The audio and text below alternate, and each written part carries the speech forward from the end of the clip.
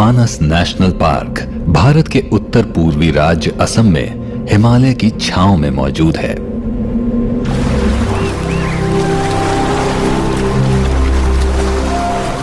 यहां पूर्व और पश्चिम से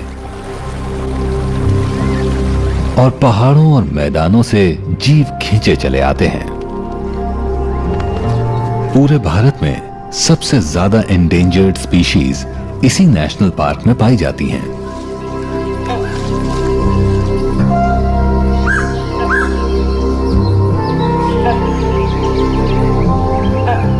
जंगलों और घास के मैदानों वाला इलाका कभी हजारों किलोमीटर में फैला हुआ था। मानस उसी के बचे खुचे हिस्सों में से एक है। यहां तरह तरह के जंगली जानवर देखने को मिलते हैं और उन सब के जीने के तरीके भी अलग अलग हैं। यहां बड़े जानवरों की काफी अहमियत है, खासकर वाइल्ड वाटर बफेलो, गौर,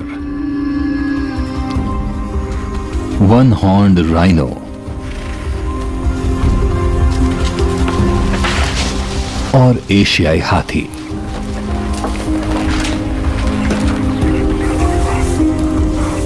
साथ मिलकर ये खुद ही एक माहौल बनाते भी हैं और उसी पर निर्भर भी करने लगते हैं।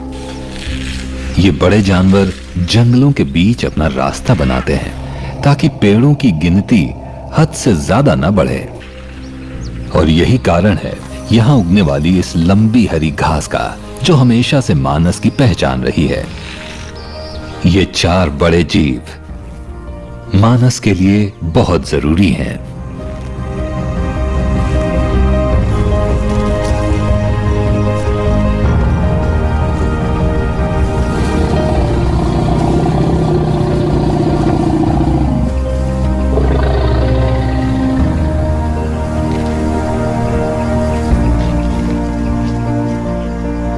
यहां पाए जाने वाले कई तरह के जीवों की वजह से ही मानस को 1985 में वर्ल्ड हेरिटेज साइट का दर्जा दिया गया। लेकिन कुछ ही सालों बाद यहां की कहानी बदल गई।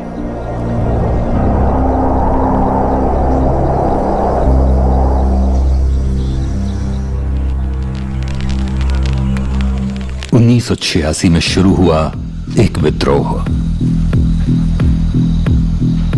ट्राइबल सेपरेटिस्ट्स ने एक अलग राज्य की मांग की और मानस को अपना बेस बना लिया। और कई सालों तक ये विद्रोही पास के गांव वालों पर हमले करते रहे। हमेशा डर रहता था। खबर आती थी कि किसी गांव में कोई मारा गया है या कहीं और कोई फॉरेस्ट गार्ड मारा गया है।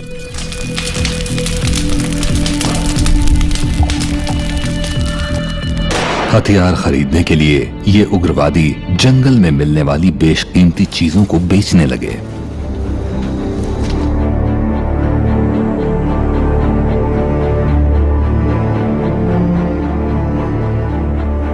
वो हिरणों, गौर और भैंसों को भी अपना निशाना बनाने लगे।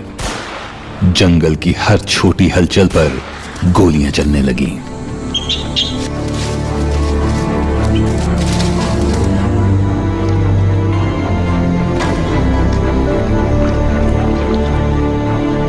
खतरे के बावजूद कई फॉरेस्ट रेंजर यहां अपनी ड्यूटी करते रहे और उन्होंने जंगली जीवों को बचाने की पूरी कोशिश की।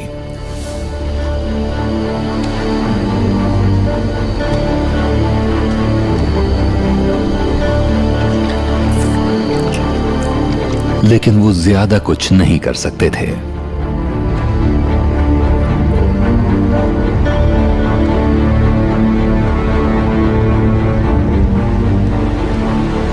एक दशक के अंदर ही मानस के सारे बड़े जानवर गायब हो गए। उन्हें मरा हुआ मान लिया गया। 18 साल बाद जब आखिरकार बंदूकों का शोर थमा,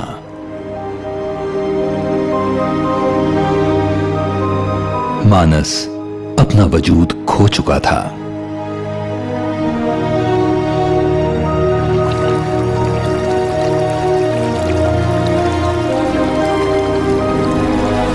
लेकिन इन हालात के बावजूद फॉरेस्ट रेंजर्स ने अपनी उम्मीद नहीं छोड़ी।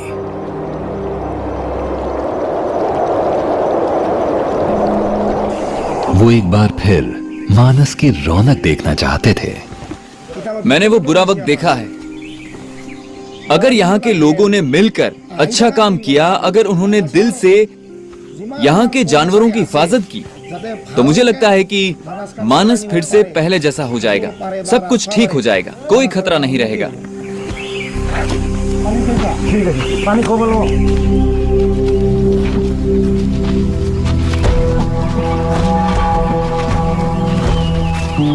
इसकी शुरुआत सुरक्षा मुहैया कराने से होनी थी।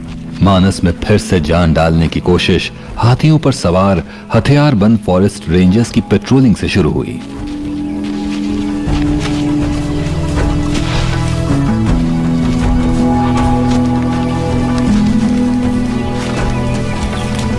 और नतीजा, विद्रोह खत्म होने के कुछ साल बाद ही मानस में फिर से जान आने लगी।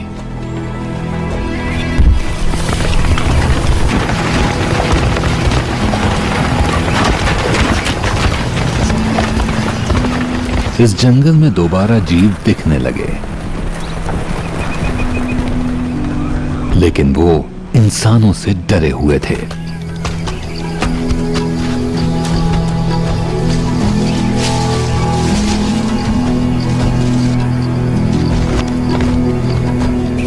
ये एक बड़ी समस्या थी, क्योंकि अब रेंजर्स को इन जीवों के बारे में पता लगाने में मुश्किल हो रही थी।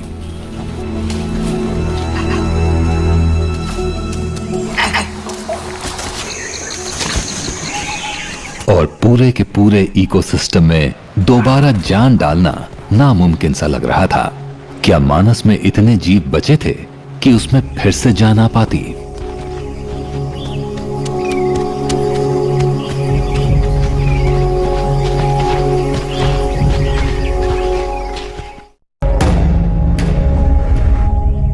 मानस में मिलिटेंसी के खत्म होने के 5 साल बाद रिसर्चर्स ने जंगल में बहुत सारे कैमरास का नेटवर्क यानी कैमरा ट्रैप्स बिछा दिए।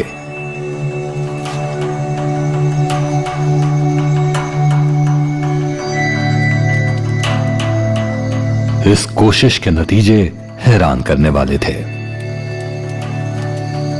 कैमरों ने जो नजारे दिखाए, उनके बारे में तो रेंजर सोच भी नहीं सकते थे।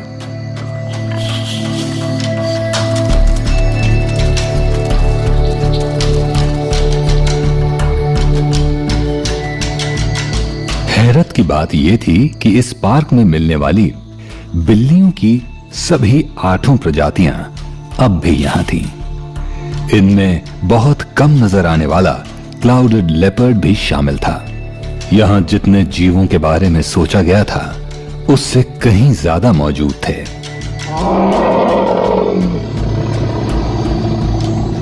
यहां हाथी अब भी थे और साथ ही उनके बच्चे भी थे। ये इस बात का सबूत था कि ये जीव अब यहां खतरा महसूस नहीं कर रहे थे। अगर माहौल सही ना हो तो हाथी रिप्रोड्यूस नहीं कर पाते।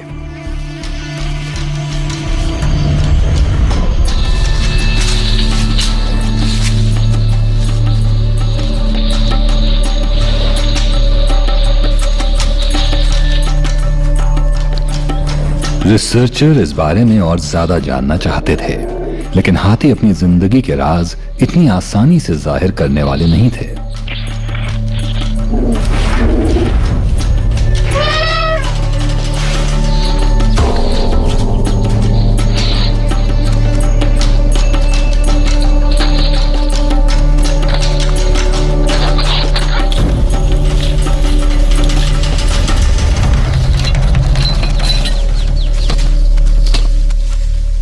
हाथी ये नहीं भूले थे कि उनके दांतों को पाने के लिए उनका कत्ल किया जाता था।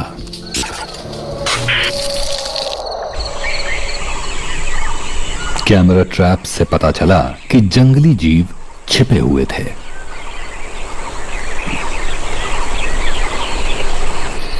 यानी शायद मानस पूरी तरह खत्म नहीं हुआ था।